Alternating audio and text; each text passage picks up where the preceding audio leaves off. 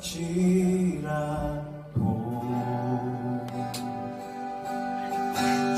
날개 나를 지키네.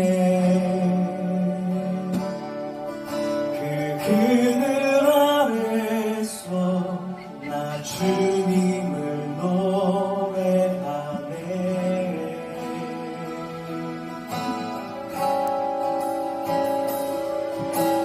외롭고 험한 길에 내 믿음 연약해져도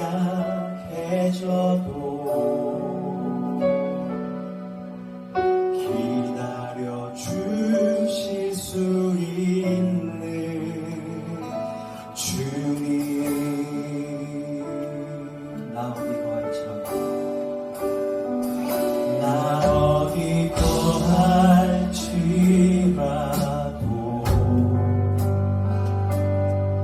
주 날개 나를 지키네. 그 그늘 아래서 나 주님을 노래하네.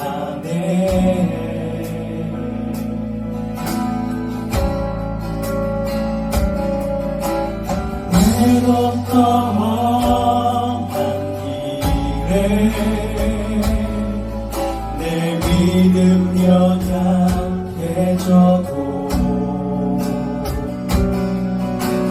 기다려 주실 수 있는 주님. 우리 주님 이런 분이십니다. 늘 나의 곁에 계시며 내게 말씀하시네. 내가 너를 사랑한다. 너 두려워 말라.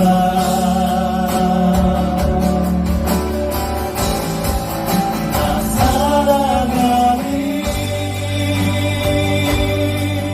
당신을 신뢰하리. 그 마음 내가 살아 숨쉬는 동안 주님. 한 번 더. 나 어디 거할지라도 주 날개 나를 지키네.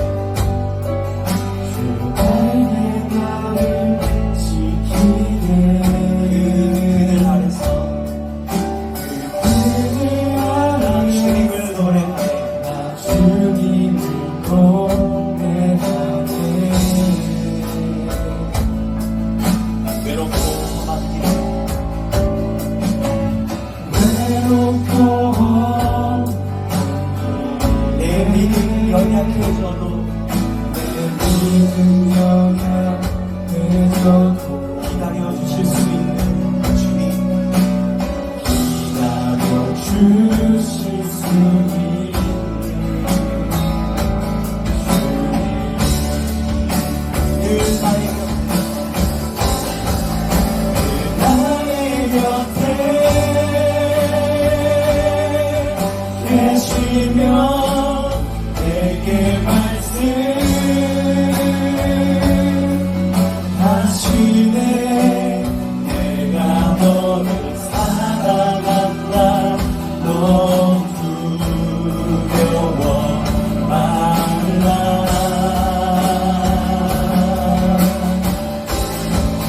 나 사랑하니 당신을 신뢰하니. 그 마음 내가 살아 숨쉬는 동안 주님. 한번 더. 늘 나의 곁에 계시며 나의 곁에 계시며 내게 말씀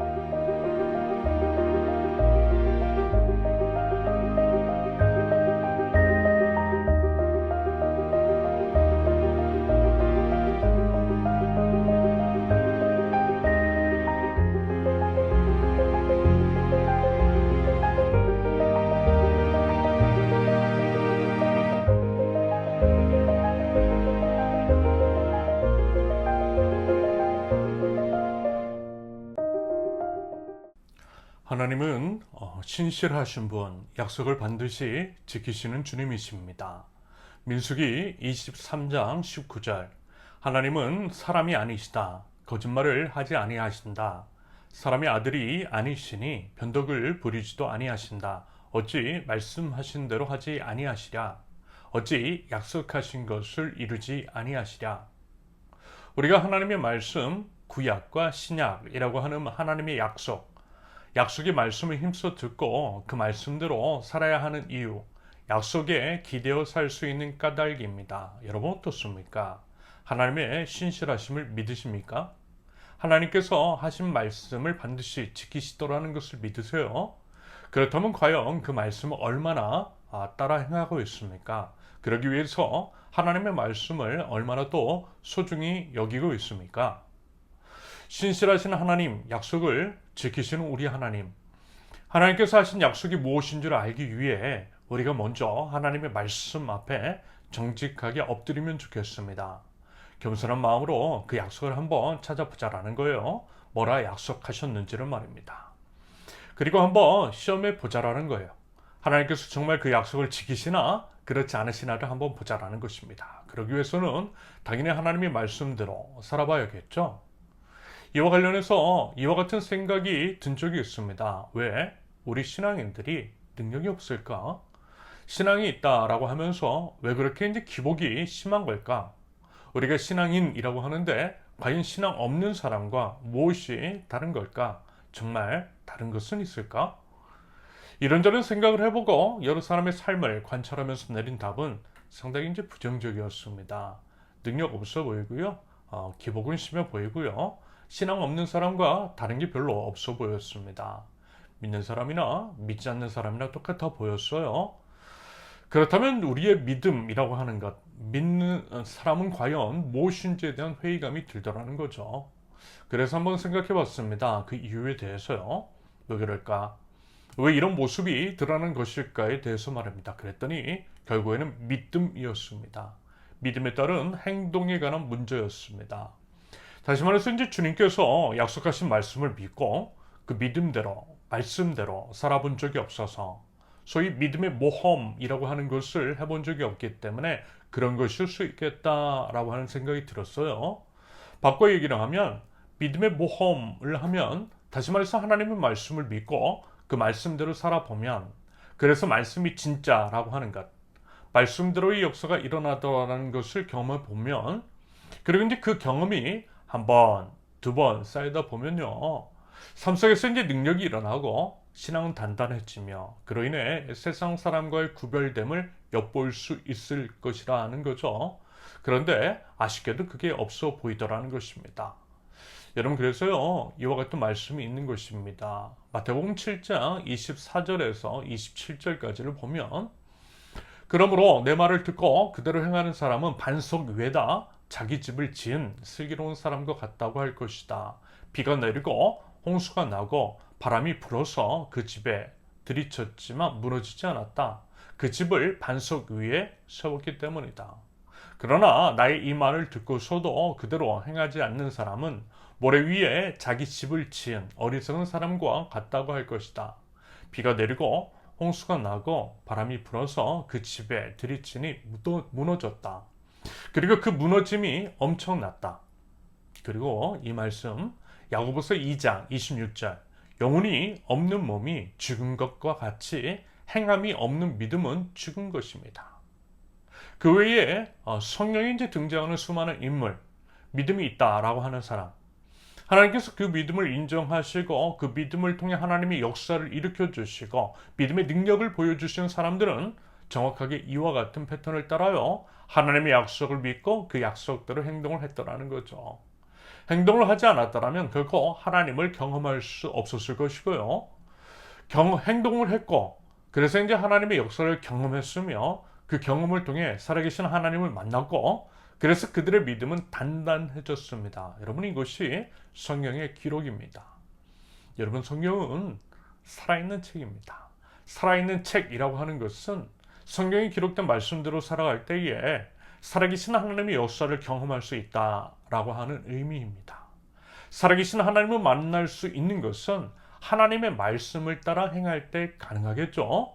여러분 그거 해보라는 거예요. 누구처럼요? 아브라함처럼, 모세처럼, 지금 말씀을 나누고 있는 예레미야처럼. 되나? 안 되나? 하나님이 과연 약속을 지키시나? 안 지키시나? 여러분 그거 해보라는 거예요. 여러분 제가 종종 말씀을 드렸잖아요. 우리 세우는 길과 세워져가는 과정은 간증이 되고 도전이 될 것이라고 말입니다. 하나님께서 우리를 붙드시고 이끄시며 세워가시는 과정을 통해 살아계신 하나님을 보여주실 것이라고요. 그 하나님을 드러내자라고 말씀을 드렸습니다. 어떻게 해요? 하나님의 말씀 가운데 분명하게 제시된 하나님의 나라를, 하나님의 가치를, 그 원리를 따라 행하는 것을 통해서 말입니다. 여러분 그게 교회인 거죠.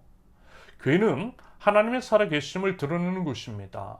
하나님의 살아계심을 공동체적으로 경험하고 나누는 것이 교회라는 거예요. 그렇게 서로의 믿음을 붙들어 주는 것이 교회라는 거죠. 여러분, 행하지 않으면 아무 일도 일어나지 않습니다.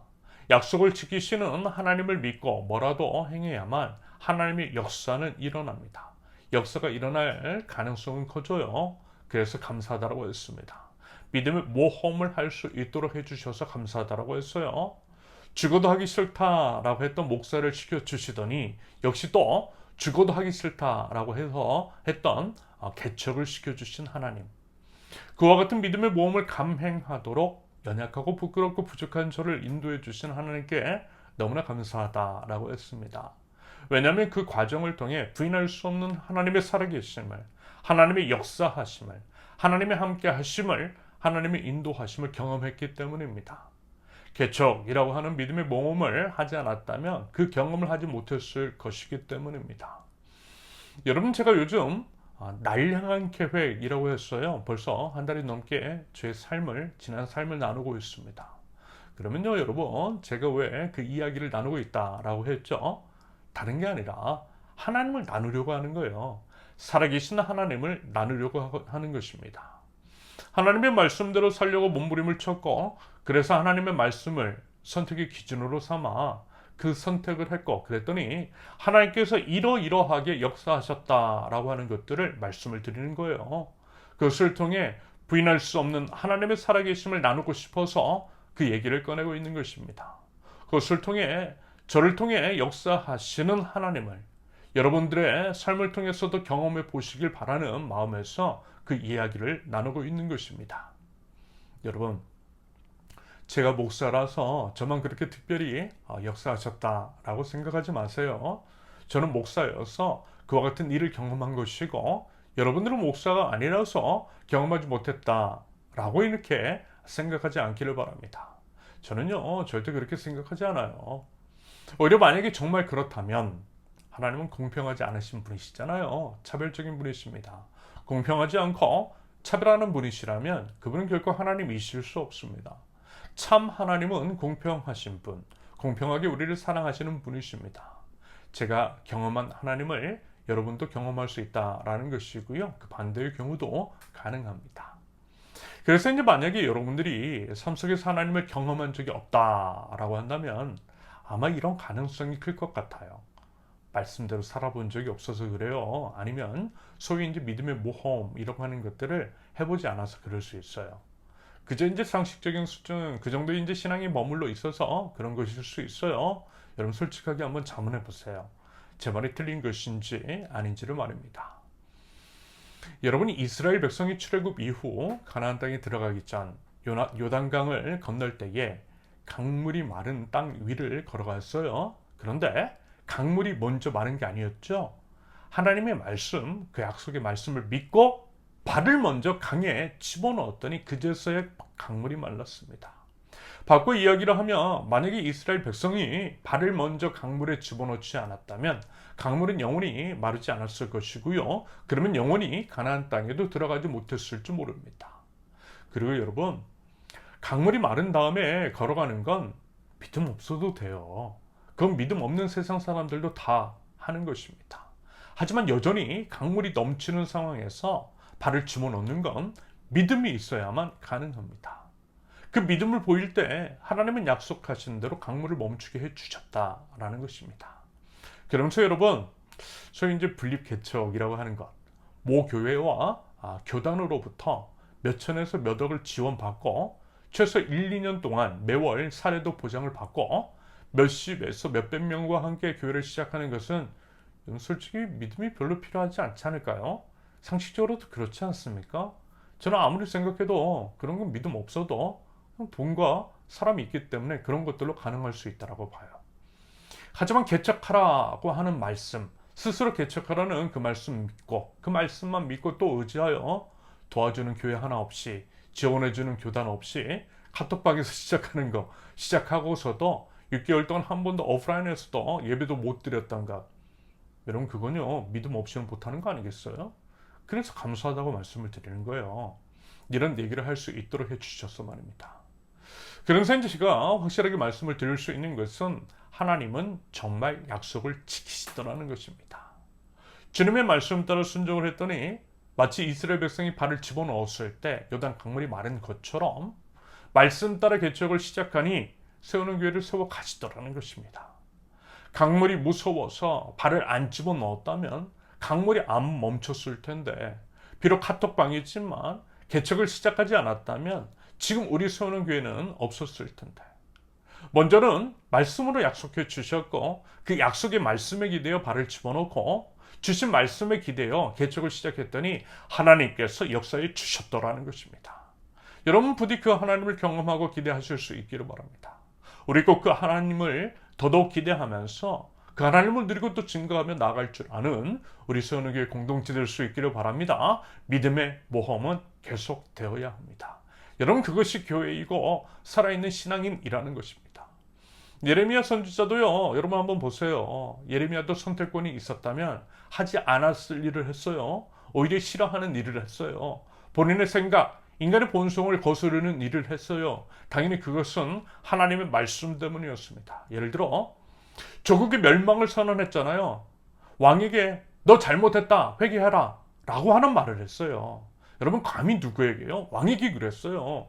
최고 권력자 면전을 향해서 그랬습니다. 한국파래요. 기껏 모든 국민이 바빌로니아를 위해서 항전의 의지를 불태우고 있는데 그럴 필요 없대요. 항복하래요. 그래야만 산대요. 매국노도 이런 매국노가 없어요. 그러니 어때요? 다들 예레미야를 죽이려고 했던 것입니다. 여러분 예레미야라고 해서 여러분 그런 마음 왜 없었겠어요? 이왕이면 좋은 소리 하고 싶었겠죠? 친정부적인 발언을 하고 싶었겠죠. 이왕이면 끝까지 바빌로니아에 항전을 해서 이기고 싶었겠죠. 누가 바빌로니아의 속국이 되고 싶었겠습니까? 예레미야도요 똑같은 마음이었어요. 여러분 저도요 생계를 보장받을 수 있는 그럴듯한 교회 청빙을 가고 싶지 않았겠어요? 설령 개척을 한다 할지라도 모 교회에서 일정 기간 지원을 받아 시작하고 싶었겠죠? 안 그렇겠느냐고요. 여러분 누가 아무것도 없이 맨 땅에서 정말 카톡방에서 시작하고 싶었겠느냐라는 것입니다. 이왕이면 남들처럼 근사하게 어느 정도 이제 건물과 시설, 음향장치 갖춰놓고 시작하고 싶죠. 건물도 없고 그래서 간판도 없고 그래서 찾아오기도 힘든 교회, 일주일에 한 번만 장소를 빌려서 사용하기 때문에 여기가 대체 교회인지 아닌지도 모르고 헷갈리는 교회, 찾아오기 힘든 교회를 시작하고 싶었겠느냐라는 것입니다. 제가 이제 상하이에 있을 때 사무실에서 사무를 보던 권사님이 제게 이런 얘기를 하시더라고요. 목사님, 담임 목사님 찾아가서 도와달라고 해봐요. 다른 목사님들 나가실 때 다 그랬어요. 그렇게 지원받고 나갔어요. 사정 좀 해봐요 가서. 저도요 그렇게 하면 물론 좋죠. 보니까 정말 다들 그렇게 지원을 받아 가기는 하더라고요. 그래서 이제 그렇게 이제 지원을 받으면 얼마 동안은 숨을 쉴 수 있는 여유는 보장받을 수 있으니까 좋죠. 그런데요 차마 그 짓은 못하겠더라고요. 그래서 이제 고생을 좀 더 한 게 있어요. 조금만 비굴했으면 편했을 텐데. 그런데요 그랬기 때문에 더 하나님 의지했어요. 사람 말고요 하나님 의지했어요. 여러분 사람 마음 다 똑같아요. 사람은 사람입니다. 하지만 믿음의 사람은 조금은 달라야 한다라고 생각해요. 여러분 불의에 고개 숙이면 안 되죠. 사람이 아니라 하나님 눈치 봐야죠. 여러분 그게 믿음인 거죠. 믿음 있는 사람, 하나님 나라 백성도 똑같이 연약합니다. 연약한 것은 똑같아요. 그렇게 똑같은 사람인데 그 연약함 있잖아요. 그 연약함을 하나님께 내어드리고 그 보잘것없는 믿음을 하나님께 드려보는 거예요. 그래서 부족하지만, 부끄럽지만, 흔들리지만 그래도 그렇게 하나님을 믿고 믿는 사람으로서의 자존심과 명예를 지키면서 하나님의 말씀에 의지하여 살아가는 것입니다. 사람이 아니라 하나님께 기대는 거죠. 여러분, 그것이 바로 믿음의 모험입니다. 자신의 본성, 자신의 그 연약함, 그 흔들리고 불안하고 두려운 것들을 이겨내고 두 눈 질끈 감고 하나님께 이 한 몸 던져보는 거예요. 하나님께서 하시는 대로 한번 해보는 거예요. 나도 믿음이 있는 사람인데 나도 한번 믿음 있는 사람처럼 해보는 거예요. 믿음 보여보는 거예요. 그래서요, 예레미야도 그랬던 거예요. 울면서 했어요. 여러분, 예레미야를 눈물의 선지자라고 하잖아요. 왜 울었겠어요? 나라가 망하니 울고 망한다고 선포해야 하니 울었던 거예요. 자기도 솔직히 안 그랬으면 좋겠는데 그리 선포하라고 하시니 선포한 것일 뿐인데 다들 자기한테 달려들어서 죽이려고 하니까 억울해서 울고 맞은 데가 아파서 울고 서러워서 울고 그래서 계속 울었던 거예요. 그래서 눈물의 선지자인 것입니다. 눈물의 선지자 예레미야는 그렇게 울면서도 하나님이 시키신 그 일 했어요. 계속해서 하나님 말씀대로 남유다의 심판을 바빌로니아에 항복하라는 것을 선포했어요. 그래서 죽을 위기도 여러 번 경험했어요. 이제까지 감옥에 갇혀 있는 이유도 바로 그 때문이었습니다.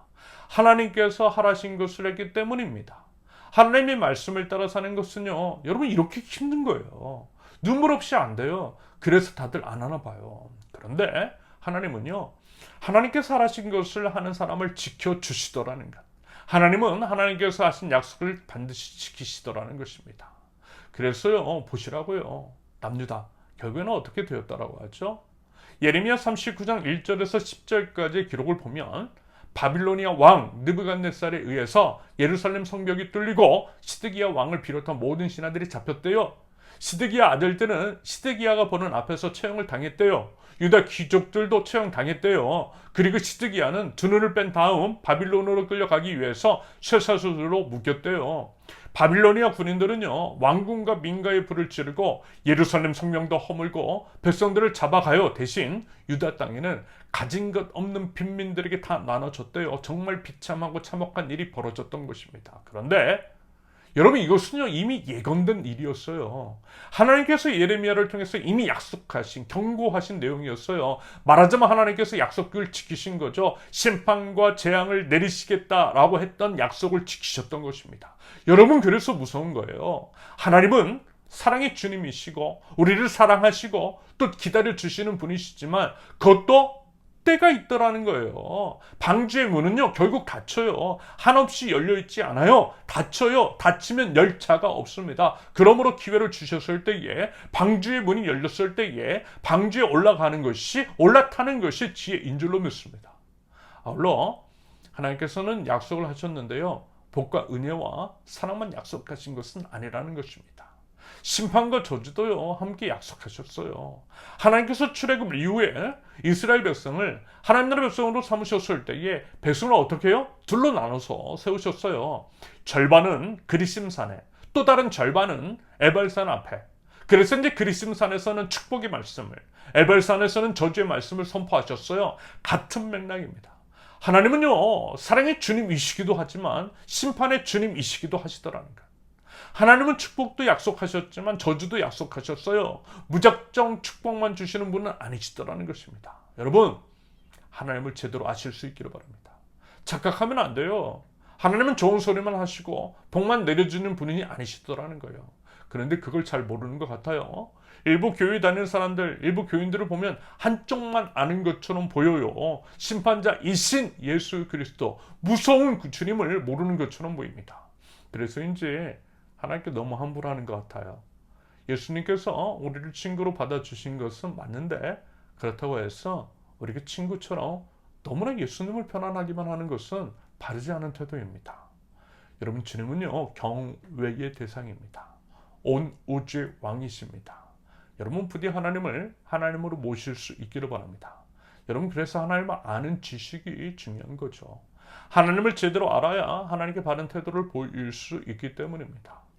이처럼 주님에 대한 인식 자체가 잘못되어 있고 자기 식대로 판단을 하고 자기가 편한 대로 주님을 인식하니 바르지 않은 삶의 태도가 엿보이는 것입니다. 그래서 어쩌면 하나님의 말씀대로 살지 않고 그렇기 때문에 하나님이 역사를 경험하지 못하는 것일 수도 있겠습니다. 아무튼 하나님은 예레미야를 통해 약속하셨던 것처럼 시드기야가 하나님의 말씀을 경홀히 여기고 그 말씀대로 바빌로니아 왕에게 항복하지 않자 약속하신 대로 비참한 일을 당하게 하셨어요.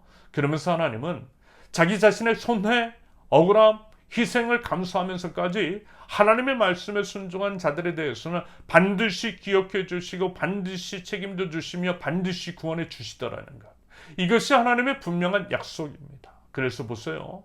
하나님께서 하나님의 말씀을 따라 행한 예레미야에 대해서 어떻게 행하세요? 바빌로니아 왕 느부갓네살의 마음을 움직이셔서 예레미야를 구원해 주세요. 감옥에서 꺼내 주시고 예레미야를 백성들과 다시 함께 살 수 있도록 하셨습니다. 하나님은 또한 하나님의 사람 예레미야를 선대한 에벤멜렉 또한 기억하셨어요.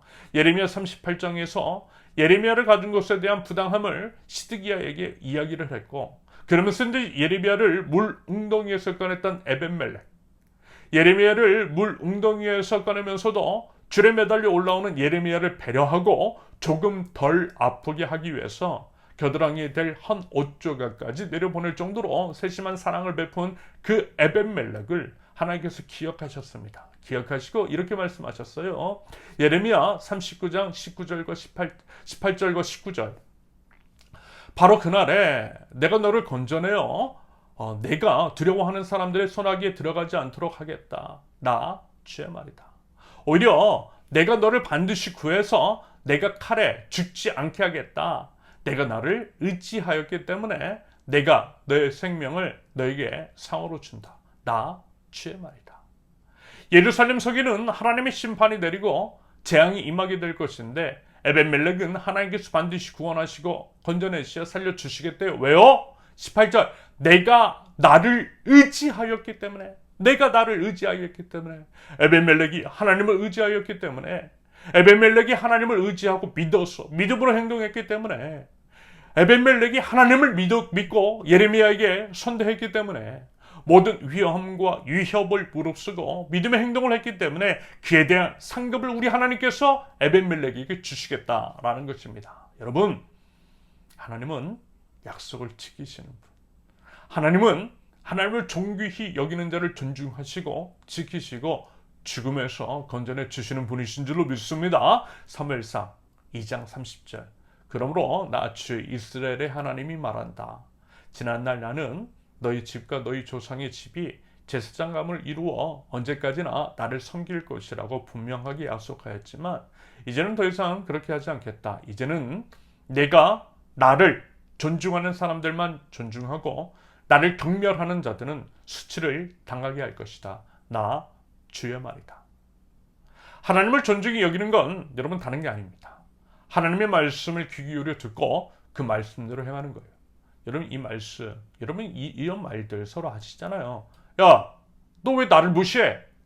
여러분 언제 이런 말 하죠? 말을 안 들을 때, 귀를 기울이지 않을 때, 말하고 있는데 딴짓할 때. 그래서 분명히 이야기했음에도 불구하고 그 말대로 하지 않을 때 이런 말 합니다. 왜 무시하지 않느냐는 거죠. 하나님을 무시하는 것, 하나님을 존중히 여기지 않는 것도 똑같은 것입니다. 하나님의 말씀을 무시하는 것, 그것이 바로 하나님을 존중하지 않는 거예요. 반대로 하나님을 존중하는 것은 하나님의 말씀에 귀를 기울이는 거예요. 하나님의 말씀을 듣고 마음에 새기는 거예요. 마음에 새길 뿐만이 아니라 팔과 다리로 그 말씀을 살아내는 것입니다. 하나님의 말씀을 생명처럼 여기고 말씀을 삶으로 살아내는 것, 바로 그것입니다. 그런 사람에게 하나님은 야, 너 나를 존중하는구나 라고 말씀하시고 사랑하시고 함께하시고 지켜주시고 상급 주세요. 누구처럼요? 예레미야처럼. 누구처럼요? 에벤멜렉처럼. 저도 그래요. 저도 누군가에게 목사로서 제가 여러분들에게 뭔가를 말씀을 드릴 때에 제 욕심 말고요, 진짜 교회인 여러분들을 위해서 좋은 것들을 제안해드리고 소개해드리고 뭔가를 말씀을 드릴 때, 책을 사드릴 때 정말 그렇게 하시는 것들을 보면, 그렇게 하고 계시다라고 말씀해 주시는 것들을 들어보면 제 마음 너무 좋아요. 정말 이 생각 들어요. 아, 나를 목사로 인정해 주시는구나. 아, 나를 이렇게 목사로 존중해 주시는구나. 이 생각 들어요. 여러분 그러면 제가 더 신나지 않겠어요? 뭐라도 더 드리고 싶지 않겠어요? 기도라도 더 힘써 해드리고 싶지 않겠느냐라는 것입니다. 저를 이렇게 목사로서 인정해 주시고 존중해 주시는데요.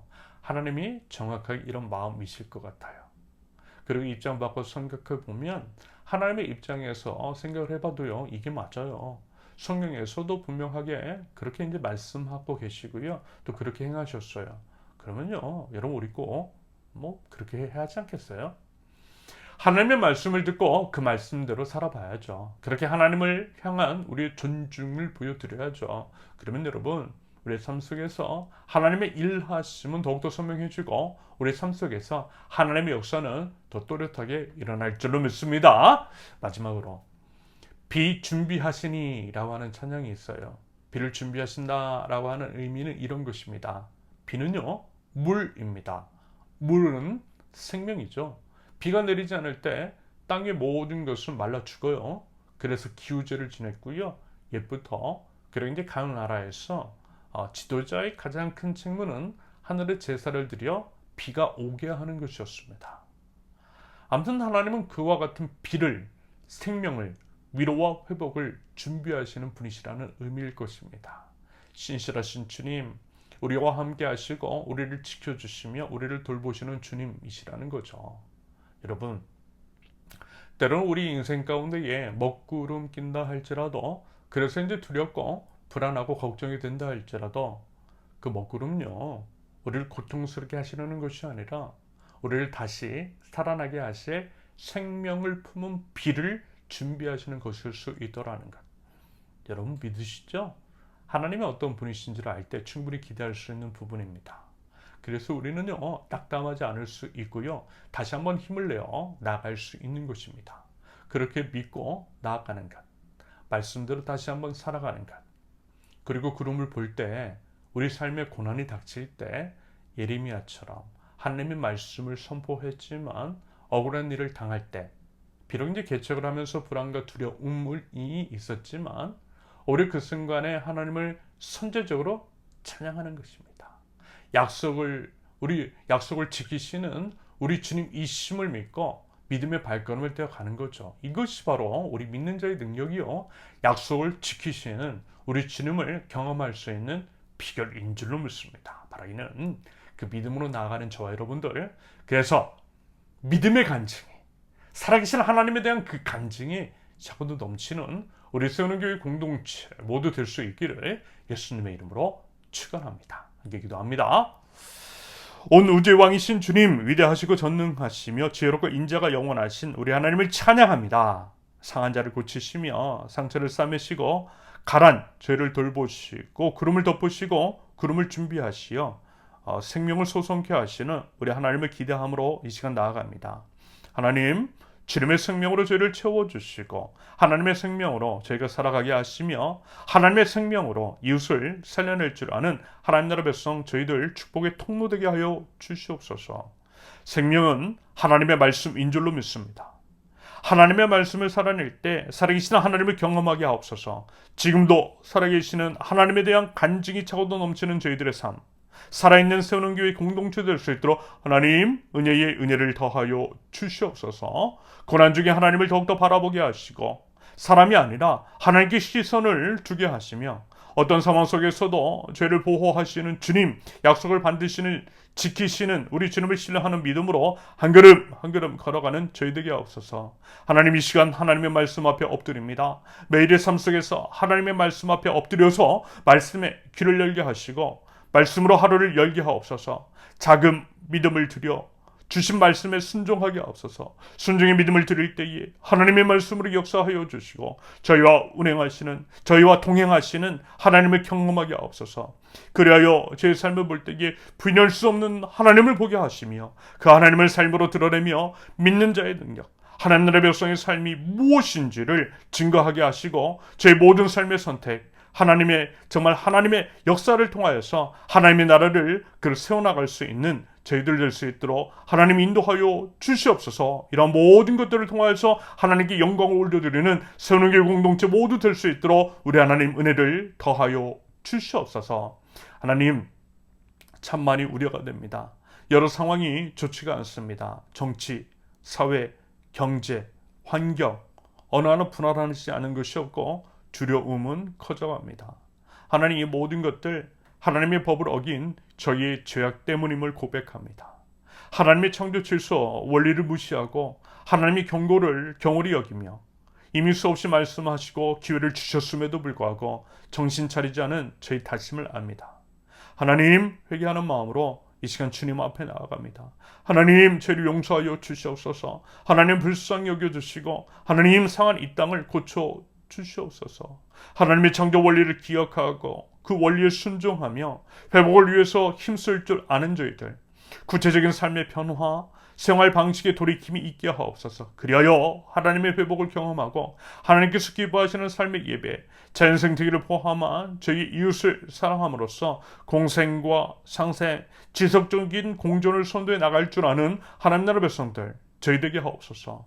계속되는 무더위, 예측할 수 없는 날씨, 잦은 이동이 있는 이 계절에 사랑하는 주님의 권속들의 건강과 안전을 지켜주시고 시험 및 여러 가지를 준비하는 자들에게 도움을 주시며 아프고 상한 자들 치유 회복시켜 주시옵소서. 하나님 주님의 인자와 하나님 긍휼의 은혜를 더하여 주시고 하나님 나라 백성들이 하나님을 인하여서 힘을 내어서 살아갈 수 있도록 하나님 은혜를 더하여 주시옵소서. 이제는 우리 주 예수 그리스도의 은혜와 아버지 하나님의 사랑과 성령님의 교통하심이 약속을 반드시 지키시는 우리 하나님을 신뢰하며 나아가는 하나님 나라 백성들, 우리 세우는 교회 모든 권속들 위해 이제로부터 영원토록 함께 하시기를 간절히 축원합니다.